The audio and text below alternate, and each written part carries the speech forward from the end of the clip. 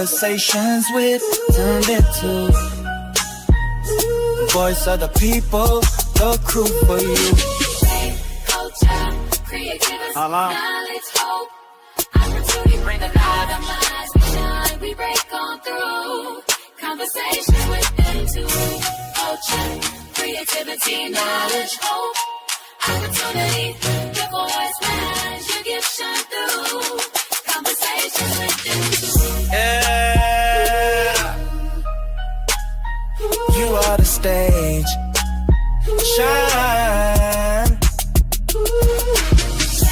Culture, creativity, knowledge, hope. Yo, family, what's up? What's going on? Welcome to another exciting special edition of Conversations with Them Two, the Shenanigans crew. And we are so honored that you've chosen to spend your Tuesday evening with us. So whether you're watching on Facebook Live or if you're watching our YouTube channel, from our hearts, sincerely thank you for being here. So tonight, like I said, is a special edition because we're sitting down with a visionary whose work is transforming lives through the power of theater, faith, and storytelling. Joining us tonight is award-winning playwright, producer, director, author, entrepreneur, and founder and CEO of DB Productions LLC, Dr. Donald Variste. And we're also discussing his highly new stage production, Watch and Pray. Trust me, you don't want to miss this conversation. Yes. Thanks, MJ. We are excited, like you have said, Dr. Varee. Welcome to Conversations with Them Two. And listen, we are honored to have you and your entire cast, or some of the cast, should I say, with us on tonight. And we just want to thank you all for being here. And I am your other host, Lady Des. So how you doing, Don?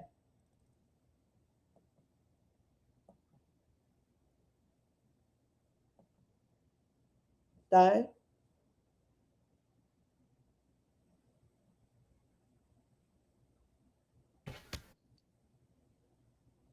There you go. I think you put it back on mute.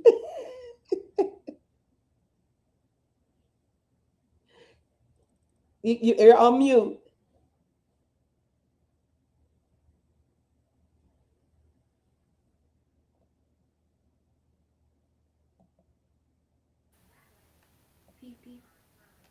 Hello, can you hear me?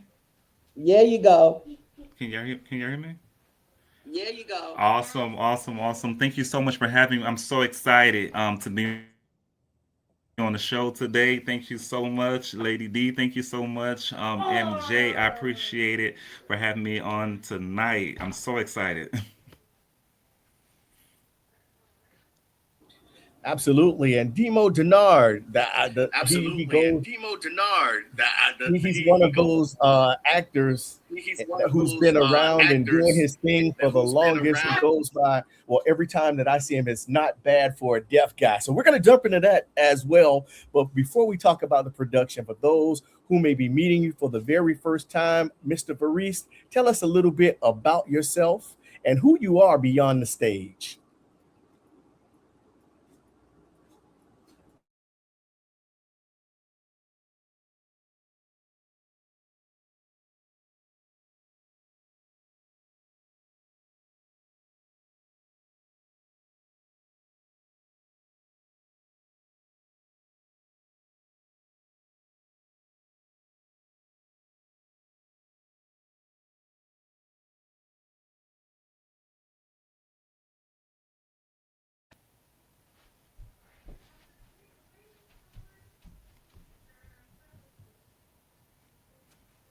I don't hear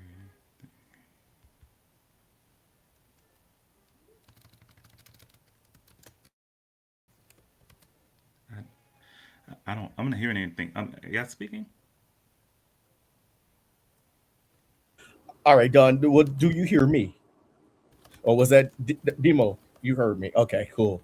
Don, can you hear me? All right. But what do you hear me? Don, can you hear me? Yes, I can hear you now. I can hear you now. It was just a. It was. I didn't hear anything. Yeah, I'm so sorry, but can you repeat that question again? All right. So, for those who may be meeting you for the very first time, tell us a little bit about All right. yourself So, for and those who who may Don be meeting you Variste for the very is first time, tell beyond the us a little bit stage. about yourself and who Don Variste is beyond the stage. Nice, nice. How you doing? My name, okay, so I'm Donald for the most part. I've been doing stage play for over 15 years. So for those that know me, I'm a husband, I'm a father, and also I'm a playwright. And I'm an author as well. I have a book, and I've been doing stage play for about over 15 years or so. So I have many shows that I have worked with throughout the years. So I'm just excited, I'm just excited in reference to, the Miami location, right? So I'm from Miami, so I have not done shows in forever. So imagine you've been doing shows for 15 years, have not been in the Miami location. So I finally came to Miami, did my first show, which was Standing on Business, and it was a success. It was a success, and then we did I Hate My In-Laws, and Miami was demanding another show, right? Another show. So this is where we at with Watch and Pray. So Miami audience have been so good to me. This is my first time working with the Miami with all Miami cast except for one, Orlando. So it's been a good experience, working with the Miami actors, so working with some of these seasoned actors. I'm talking about they are phenomenal, phenomenal actors, outstanding actors, and so that's really what I do. That's really overall me. I just love. I mean, I call it a medicine to the soul, right? If you're going through a stress, if you're going through whatever you're going through, you come to Donna Varese play, you're gonna laugh. You're gonna get the antidote of that medicine of laughter. So that's just a little bit about myself. Thank you, Don. Listen, I was reading over your bio, right? And your Thank you, bio Don. describes Listen, I you was as a reading over your playwright, bio, a right? And your producer, a bio director, describes you an as a author, an playwright, a entrepreneur, a producer, a minister, director, mentor, an author, and an a community entrepreneur, a leader. minister, A lot of mentor, hats that you're and a wearing, Don. community leader. How That's a how lot has of God hats that you're uniquely wearing, prepared Don. you It's a to lot. serve in How has each of God these uniquely roles? prepared you to serve in each of these roles? That's a great question. That's a great question. To be honest with you, I like to say, without God, nothing's possible. All I can say is all God. Playing all of these different hats. I can go to a church and then I'm doing all these different roles and leadership roles in the church. I can be on the prayer line. I'm praying for people. I'm feeding the homeless. Then I get to the community side. Then I can be over there with a senator. I can be over there with a commissioner. All kind of different things. So everything is God. Since I've been in high school, I always been the person that was always active in the community, active. Doing things, community work, volunteering work, whatever you want to call it. I just love people. I love to work with people. I love to work with those that feel rejected. That's a heart that I have for people that feel rejected, those that don't feel like they fit in, because that was me at one point in my life. So I just love to really serve people that people don't want to deal with. That's me. I like to deal with those that people do not want to deal with for the most part. So it's all God. I get all the glory to God, honestly. All the glory to God.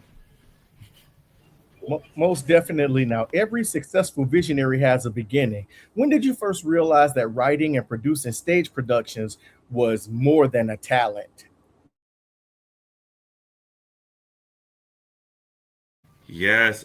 So when I knew that my first time knowing it was a gift, right? Because I like to say it's a difference between the talent and the gift, right?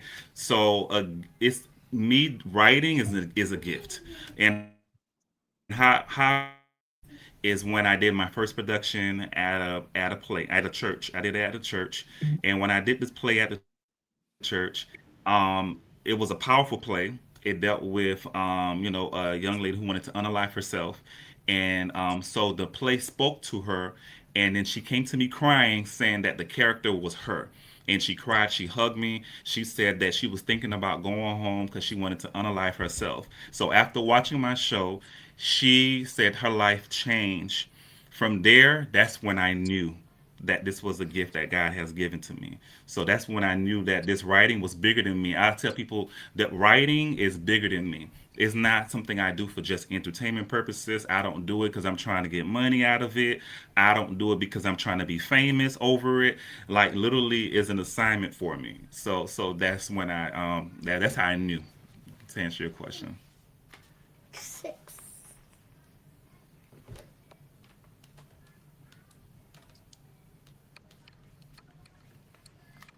You're muted, Lady Dares. Okay, y'all can y'all hear me? I just did that for practice, y'all.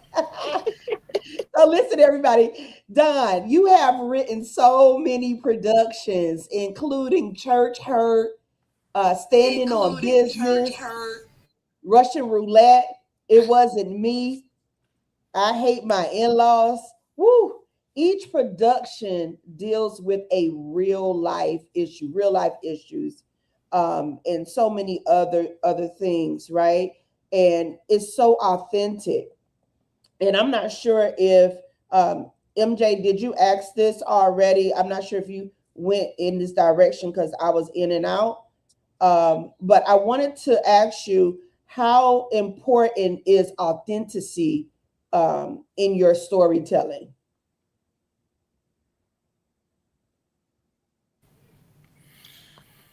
All right, so to me, what makes it authentic for me with all stories is because I don't write something just because I say let me write it because I'm just a writer. It's Mm-hmm. I'm inspired to write the stories that I do write. Every story that I write is really an inspiration behind it. Or it can be something that happened, as writers. Let's say, for example, you see things in the news, you see things that really bother you to your soul, and you say, what can you do? But the pen for me is my voice. I can most Mm, of the time I don't really speak. Passion can tell you I'm very quiet in a setting with a lot of people, but then when you talk to me one on one, I'm a talker. But then when I'm writing, that becomes my voice. It was my voice in fifth grade, and it's to this day it's my voice. So I can write a powerful piece through the pen. I could talk about anything, controversy things. I could talk about Black Lives Matter. I can talk about there's no limits to what I can talk about, right? So when you see these different stories, it's because of something I'm either was feeling some kind of way about it. I was like, I don't like that. I did not like the injustice that happened. So what do? You bring it to your script. You talk about it to your play. And so that's what I would say. Why people when they see it, they say, oh my God, it is so authentic. You're not trying to be like somebody else. I'm not trying to be like the next playwright. I ain't trying to be like the next person. I literally go into my corner. I'll go in, I'll write, and it's just my authentic voice. It's not the voice of somebody else. So I think that's what makes it authentic overall with my writing. So let's stay right there for a second because all of your productions seem to blend entertainment with ministry. How do you find the balance between captivating an audience and delivering a meaningful message? That's a good question. So I would say for this, okay, so what the balance that I got was through conferences. When I went through one conference with Vanessa Lynn years ago, and I remember one of the things that they said that you have to balance. It has to be a balance when you're writing. So meaning that you have those that are called to do just gospel stage play. But then I call myself, I'm a little different, so I'm outside of the four walls. I say it's a ministry, but it's outside of the four walls. So what I mean by that is that I cannot make it. I'm not throwing the Bible in your face. I'm going to bring the real story to the front where you can relate to it. Then I will go ahead and I will put a little bit of the ministry into it. So or some people call it inspiration, whatever people want to call it. So that's where the faith come from. Of course, I'm not going to compromise my faith and say, oh, I don't believe in Jesus Christ as my Lord and Savior, because that's who I am. That's what I believe in, So I don't compromise my faith. However, I'm also not going to force it on you either, so that's how I've been doing it for most of my shows, unless it's a show that God is telling me to talk, like watch and pray is a little bit different. I'm dealing with a group of people that are in the church, those who are lost, those who have no discernment. So in this case, that particular story is talking about that. But we talk about other stories like Russian roulette, I hate my in-laws, those type of stories. They are not. It's a different, so I gotta use a lot of wisdom because I'm trying to get a broader audience, and at the same time I am going to give them the inspiration because that's part of who I am. One away.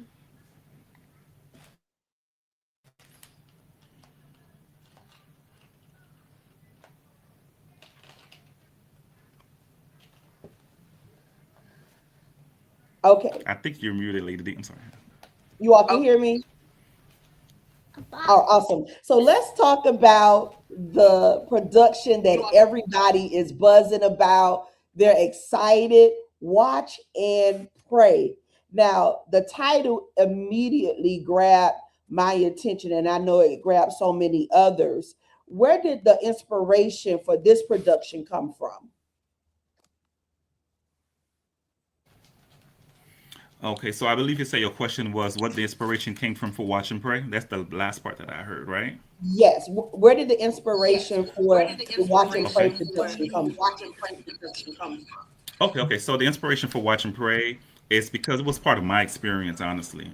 So I was going to different ministries, and there's some things that I experienced myself in reference to being under a cult church. I would call it what it is. That's exactly what it was.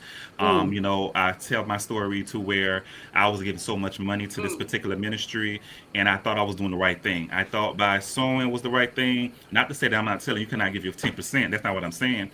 But it was just I was over giving money. I think I spent over $15,000 or so in this particular ministry, and then I was broke. I was like, where my money went? So when I look back, I said I gave all my money to the ministry. I said, but then I got a revelation. I was like, you know what? What I was doing was not of God. What I was doing really was not. And then I started to notice other people going through the same situation. I started to see everybody going through that manipulation. There was a manipulation that was going on. And so from there, so God gave me the revelation to talk about watch and pray. And what watch and pray really is talking about is to really have discernment, because oftentimes we're praying but we don't have a discernment, and we don't know what's real. Like you have sheep in wolf clothing. The Bible talk about that. So it's talking about those things and different aspect of what that is when it comes to watch and pray. And it's also to, I don't want to give out the story, so I'm being careful with some of the things that I'm saying because I want to give it out for the audience. But really, that's really overall what is really talking about is really exposing those things and giving awareness in reference to having a discernment and being vigilant, honestly, and don't move by emotion either. Oh, this is good. This is going to be real good because I think a lot of people get stuck in that area where they feel like if they don't do that, they're not adding up or they're not pleasing God. But definitely, everyone needs that spirit of discernment. So, Yep, so Don, you absolutely, brought some absolutely. people with you. Why don't you introduce them and tell us a little bit about what each one of them does? Yes. So these are people. That's are some of the people. That's part of the watch and pray, the actors, and this play. I'm not directing this play, so shout out to Passion P. Say Roosevelt. She is the Hey, director.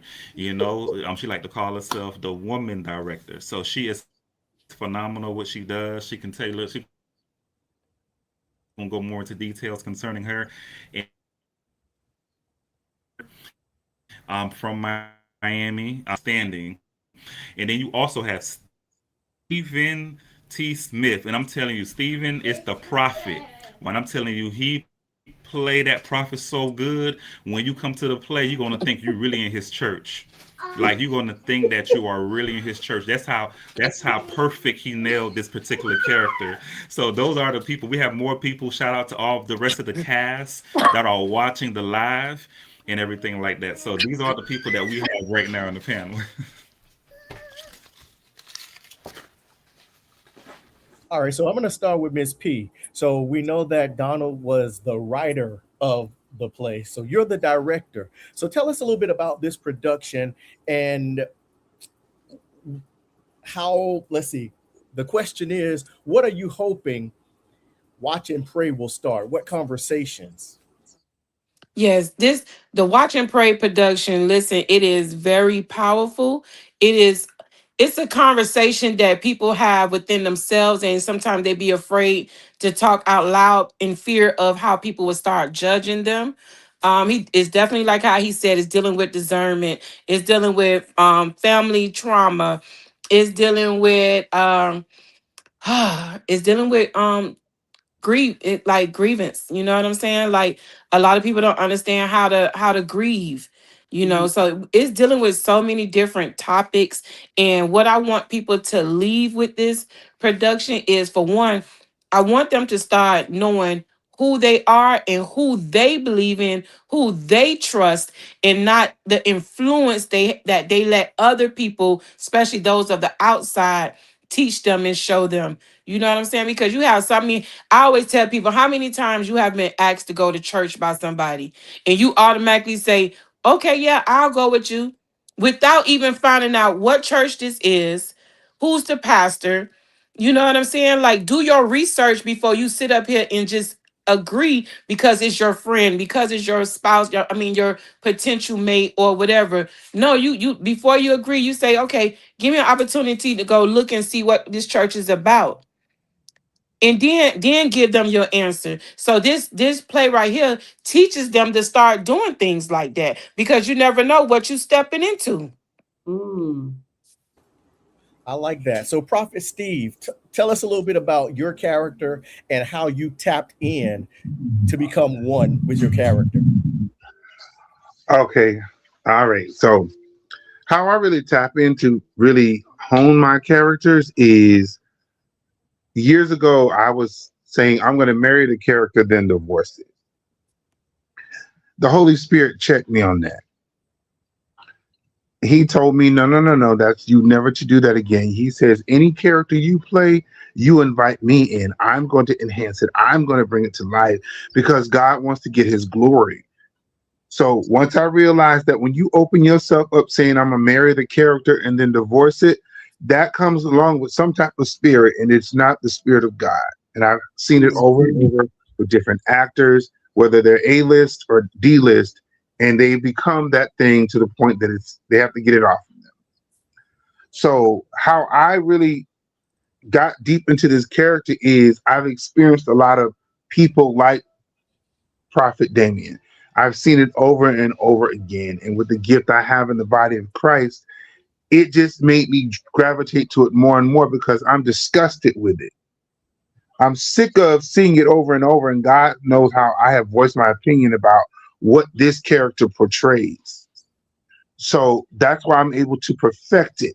I like to walk in excellence when I'm doing a character. So when I was reading over it, I realized that, he's janky. So I'm gonna leave it right there. But that's how I get involved into my characters. Now, Mr. Demo Denard, tell us a little bit about your character because everybody in Miami, we already know you are not just a actor, but you're also a singer and a songwriter and a producer. So tell us a little bit about your role. I'm gonna be honest. I don't even know why I'm here. I don't even know why I'm here. I got one damn line. I don't even know why they brought me on here. This makes no sense. I'm just here to support them. So you might want to direct all your questions to them because hey fans, y'all gonna see me for 5 seconds. That's it. You're gonna see me walk across stage, and then that's it. I might make you laugh when I do something stupid on stage, but that's it. I'm not gonna give y'all nothing. I just want y'all to see me for the 5 point. And Donald, thank you for allowing me to be in your play for 8.3 seconds. I had to argue with passion with getting me one line because Prophet had 18 billion lines and I had no lines. I had to fight to get the one line. Passion, God bless you for talking, Donald, to allow me to get the one line that I got. I'm just there. I'm gonna just say that. I don't want to spoil too much. I'm just there. Passion got me doing something stupid, and that's it. Listen, I'm gonna let y'all know right now. Do not believe anything this man says. Do not believe anything from this point on. Do not believe it. Wow. It be your own people. It be your own people. It be your own. But I will say this: my character is dedicated. That's the best way I can My give you. character He's is dedicated. He is dedicated. dedicated to his side of the team. That's all I can give you. That's all I can give you. Wow, I listen, y'all. I am excited about this play already because the message behind it that I'm hearing, I think that it needs to be portrayed on stage because some people just don't get it until they visualize it, just like the young lady that said, "Hey, that's me." And that's where change come. Now, many stage productions entertain, but your production seems to leave the people reflecting long after they have left. So what conversation are you helping watch and play will start? And I know that MJ asked this, but I want to throw that at all of the cast members. Like in your perspective, what do you think that this play, what would they leave saying, Passion? What would they leave saying, Demo, Stephen? I know for a lot of people, they're gonna leave there saying, I gotta make better decisions. They're I, going to say, I got to make better decisions because in this play, we have a character that makes a decision that affects the entire side. Like when he was just saying, "Oh, my side is this." Yes, you're gonna feel like you're in a boxing match because you're gonna be on one side, but then you don't know about that side. Then you might switch to another side, and that's how you're gonna be throughout the play. Like, wait, I was with this person, but now I'm over here. You know what I'm saying? So you're gonna see how your decision making can not only affect you but the people that are connected to you. yeah. Ooh. And for me, it's I love this because it's raw. Because a lot of these players are scared. They tiptoe around this, and this is something that we're facing it head on. I think a lot of people, if you've gone to different types of churches, you would have experienced what you're about to see, and it rubbed you the wrong way. And no one wants to talk about it. Everybody's afraid to talk about it. Like Passion says, you get fear that people going to judge you. But this play, we really tap into something that's it's like walking on thin ice, you know. And a lot of people they get scared about it, or they make excuses for it if they think it's okay when it's really not. And so that's all I can leave you with. Because if we say too much, then y'all not gonna come to the play. And from what Donald told me, we need to sell tickets. We have 50 some tickets. I need y'all to come to see this play and watch me run across this stage for 5 seconds. Continue the interview. Thank you. All right, Stephen, your turn. As far as me, this play is going to, like Pastor say, want to make better decisions, but this play will open people's eyes of not being so desperate to cling on to someone that appears or give you the appearance of someone being who God sent them. That's pretty much what I want to say. So you have to not be so desperate and be patient for God to do what He's going to do, how He's going to do it in His timing, versus, you're getting something like that. Make your opinion. That's a good word. Consequences behind that. Also, I want to talk about the family that we have in this play. We have a mom and her two sons, her husband, and a sister-in-law. And baby, when I tell y'all, some of y'all who got in-laws, y'all know how them in-laws be. Your friends, your family one minute, and you ain't family the next. That's how they go in this play. But it's so family. I mean, it's so funny of their dynamic and the comic relief that's playing Aunt Dee.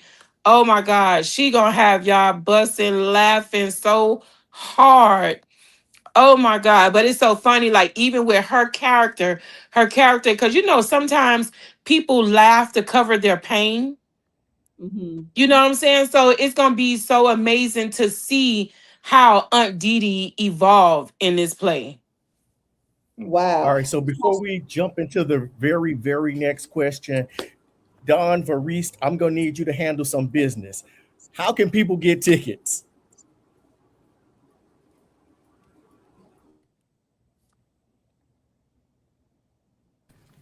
All right. So you can get the tickets at www.donnavarese.com. That's my first and last name.com.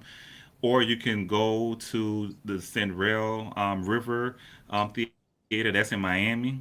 So you can go directly to their box office and purchase it. Because I know some people don't like to go online, but you can go or you can contact them directly and purchase it through the box office as well by calling the number.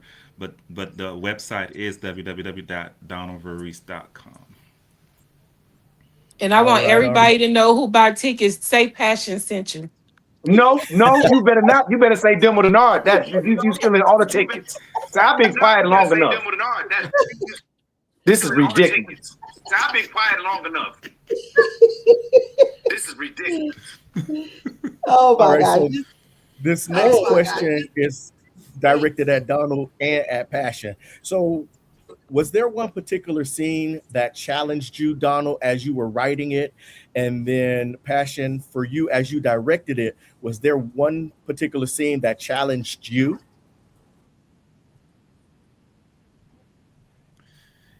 Yeah, I would tell you it is a challenge scene, but I don't want to spoil it. But gonna I'm gonna give it I'm gonna give a broad answer to the question, because if I give it too much details, then that means I'm gonna give off a certain scene.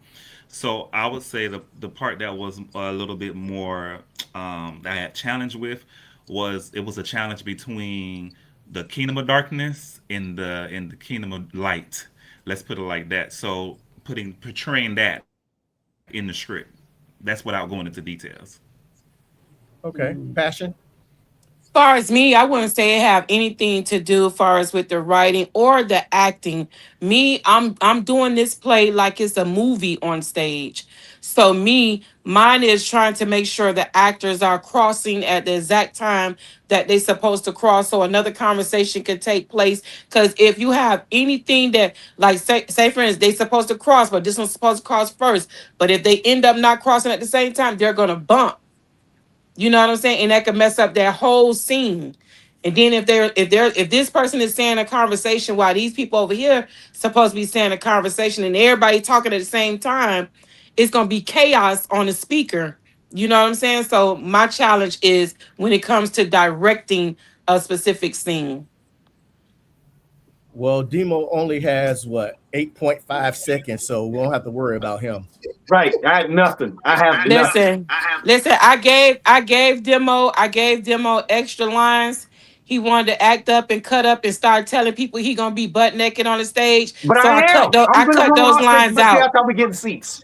So I That's how cut we getting those seats. lines out. Hold up. Let me just say this. All the church ladies. I know y'all nasty behind closed doors. Y'all some My undercover God. freaks. And y'all want to see my MJ had on to get stage. off the That's why y'all camera. bought tickets. Let's just tell the truth, Passion. We almost there. It's almost showtime. We all adults. Wait, is children coming to this play? Children coming to this play? Oh, oops, my bad. Cover your eyes. Just if the children is low, just cover their eyes. Just cover their eyes. Lord, This is watch what and we pray, go through y'all. Watch, in rehearsal. listen. That's why I just want to watch and pray. Please watch and pray. Please watch and pray. Oh, you're gonna have to pray when you watch us. You're gonna have to. Oh, you don't have to pray when you watch us. I thought the production said it was inspire faith. It was family friendly. Redemption, healing, and transformation. All of that. So where you fit into that role, Demo? Where you fit in all of that? What my transformation? Transformation, inspire faith. But what my transformation? Explain that. Transformation, inspire faith. Wait. Say that question one more time. No, I said Say when I that question read one the more time. bio of the play, It said it's inspired by faith, redemption, healing, it's family friendly. Now, if you run across the I stage, mean, this it is family. Well, let me just digress. Let me digress. It is family friendly. You can bring your children. Well, we are definitely going to push the envelope. It's just like watching if you watch a Disney movie, right, and it's for kids, but then they got some adult jokes in there for adults to get that the kids just don't get. It's like that. Now I would say this. We even though we haven't put any type of rating on this production, I will say if your child is under 13, they may be they still don't know how to digress certain things. So I will say that this production is for a more mature audience. I mean, we're not cursing or getting naked demo. um but but some of the conversations that's going on, and some of the physical actions that's going on, can be a little bit too heavy for a child. You know what I'm saying? But we don't turn people around. If you want to bring your 7-year old, you just have to make sure whenever you get to those certain scenes that you're able to restrain your child from screaming or yelling or jumping up to run out the door. And I'm not saying that it's anything scary like that, but I'm just saying we are pushing the envelope because we do have some dark scenes. You know what I'm saying? But as I said, there's no nudity, ain't no love scenes in this place. So y'all don't have to worry about no thrusting, no, none of that stuff, demo. I Hey, love she's it. lying to y'all. She has lied to y'all, and I'm sorry. And hold on. Passion is a great director, but she's also an actress too. So don't let her fool you. Y'all think that's Passion. She had just lied to everybody on here because Passion is a great actress. Thanks. I'm calling you out, Passion, because I'm tired of this. Yeah, so for the most part, to be honest with you, I have had other shows where kids came. Like for example, like Church Hurts was the exact same way. This actually Church Hurt had a love scene with the bishop and the mistress on the stage, and guess what? It was kids in the audience. So but guess what? Nobody did not come to me. No parents came to me telling me, "Oh my God, this is unacceptable." Everybody left the show saying it was an amazing show. So you do get the real, but of course I don't make it too much because I have been in shows where I did see people get butt naked on stage. I have. I know this is a joke, but it is shows like that, stage plays that I've been to, and I was shocked. I was like, what I'm seeing here? What's going on? So it is. You do, yeah. Those you really need to put that label. You need to really let people know that. So that took me out. Because I was like, I never saw nothing like this before, and it was a stage play. So you do have some stage play that are like that, but ours unfortunately is not like that. But you are going to get the real. I'll tell you that. It's no sugarcoating. I don't sugarcoat nothing in my writing. I don't. I don't believe in sugarcoating. You know why? Because if you don't teach it, even if the kids need to know these things because it's going to sharpen their discernment. If not, they're Right. going to be a victim of these things. And so actually it's preparing them. It's preparing them. They being advanced. They're going to be sharp in the spirit. The Bible said my last day, young, old, everybody going to be everybody. So we got to be teaching them these things. That's just my opinion though. And that's But a you know what? perfect setup for the next question. So since you've worked with respected actors and built an impressive body of work, what have you learned about leadership while Mhm. producing stage productions? Okay, so what I learned about leadership overall is the number one thing. You know how they say the fruit of the spirits, patient. That's number one because as a leader, you have to be able to have a balance. because it's not just being strict, right? Because it's easy. You see leaders like, for example, I'm not a, I don't believe in macromanaging anybody. And you know, Mhm. have sometimes you at a job and you have that boss that get on your nerve. And oh, what you doing? What you doing? I don't need nobody to micromanage me, so I don't believe in doing it as a leader as well. However, I do believe in excellence. I don't believe in productivity. I believe in quality. You Mm. will it will produce the other stuff that you need as a leader. So that being said, passion also, she has those attributes, you right, and I have those attributes. So for example, is a time, as a leader in the acting world, is something called build and break. You got to know how to build people up, then you got to know how to break them, then you got to build them right back up again. And so you have to understand that as a leader. So that means that, not to say you're going to always be, it's the time you're like, oh, I'm cool with you, we talking, we laughing. But then at the same time, when it's time to do work, when it's time to get to these characters, when it's time to execute, this is serious business right now. If you know you're a person that come late all the time, you're gonna address that as well too. If it's tardiness, if you're just not coming, if you got to replace somebody, then these are those leadership decisions that you have to make. It be times as leaders we have to, make replacement of an actor, because if not, that could be a spoiled apple. It could be that one spoiled apple. As a leader, you have to make that executive decision and say we gotta let this person go because it's creating chaos amongst other actors. So that's what I learned as a leader overall. It really helped me in all aspects of how to manage people and how to also know people personal stuff, because sometimes as leader we also have to have compassion as well. A real leader has compassion. And so when somebody's going through something, it's not about work, work, work. Sometimes you see the person going through something, and that's what the ministry part comes into as a leader. So you have to know how to minister to your actors at the same time as well too. So yeah, so that's just a short version of my answer. Yeah, that was good. That I was know it's not good. that That was short. good. That was good. How can people stay connected to you, Don? And also DV Productions LLC, or we may have some actresses that are out there that wants to be a part of your production. Yes, so everything, all of my social media is Donald Varese. My Instagram, Facebook, TikTok, everything is Donald Varese. So if I'm having a audition or we're looking for actors, we usually will post them. We'll post them on Facebook, TikTok, all these different social media platforms, and in that way, people know that we are looking for actors. So that's the way to connect with us. Of course, our website as well, which is dvproductions with an S03 at gmail.com. You can always send us an email and we will respond back as well.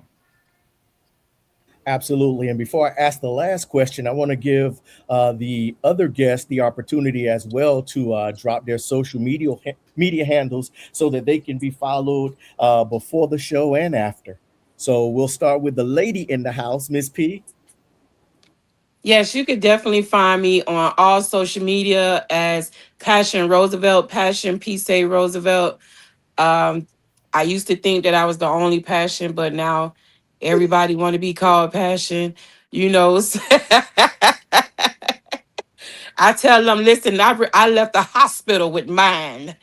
I left the hospital with my name. But yes, you can find me on Facebook at Passion Roosevelt, Passion Peace Roosevelt, Instagram Passion Roosevelt 1, TikTok Passion Roosevelt, everything Passion Roosevelt. All right, Steve. Yeah, so you can find me on Facebook, Stephen Smith. You can't miss me. Picture fly my face. On Instagram, it's the Stephen T. Smith with a Z. The Stephen T. Smith. And on TikTok is the Dapper Prophet. And Mr. Denard, how can we keep up with you? All right. Everything on my page is my name, Demo Denard. DEMODENNARD on all social media platforms. Or my hashtag is not bad, the number four, Deaf Guy, which is the name of my album, which I got dope neo soul music. You can check that out. And comical videos. So I'm everywhere. If you see this handsome face, it's me. All right, Don, what's next for Dr. Donald Variste? Uh, let's talk about any future productions, any more books coming out, and any future projects you can tease us with for right now. All right, so I'll tease y'all. So what I wanted to do is I have a book called Standing on Business. So the game plan is to create all of my shows into books because I found out there's another audience out there that they see my shows. They want more details. They want more background stories of these characters because they love the characters. So the game plan is to have more books. And also, to the game plan is to do something else. You know, it's in the works. I can't really speak on it. Um, um, let's just say it's about to be something. Let's just say the next chapter is about to be something, and I'm excited about it. I don't want to, they say don't say certain things before season, but definitely books and also to more shows. I definitely would not stop with the shows. So that's what I currently have in the works at the moment.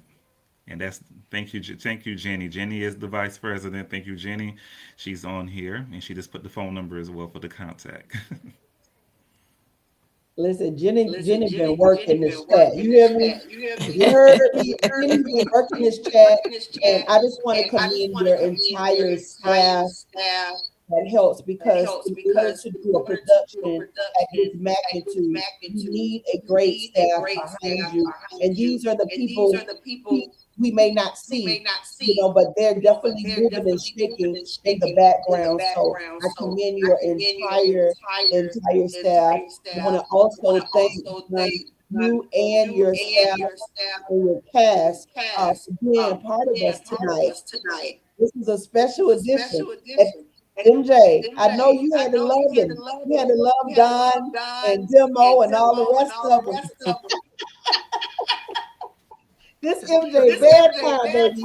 So listen, y'all. It's all love. It's all love. So I want to thank you all so much for spending time with us tonight. We appreciate your heart. We appreciate your transparency and your commitment to using the art as a vehicle to uplift and inspire, to put people toward faith and purpose.